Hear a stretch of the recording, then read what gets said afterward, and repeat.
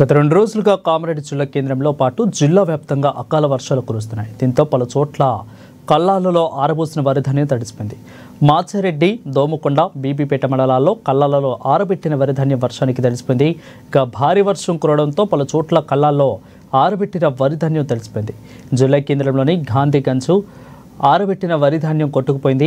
ఇక ఆరుగాలం కష్టించి పండించిన పంట కళ్ళ ముందే కొట్టుపోవడంతో రైతులు కన్నీరు మున్నీరవుతున్నారు. వర్షానికి వడ్లు తడిసిపోతున్నాయని రైతులు ఆవేదన వ్యక్తం చేస్తున్నారు.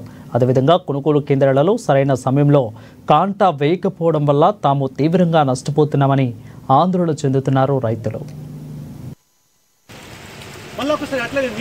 5 రోజుల నుంచి వర్షం పడుతూనే ఉంది. ఆ వర్షానికి తడుస్తూ ఉన్నాయి. ఈ ధాన్యాన్ని అసలు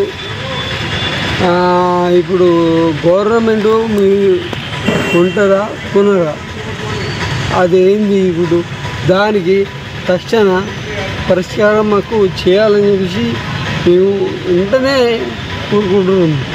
కామారెడ్డి మాది అయితే రైతు గంజి మార్కెట్లో మేము వడ్లు తీసుకొచ్చినాము.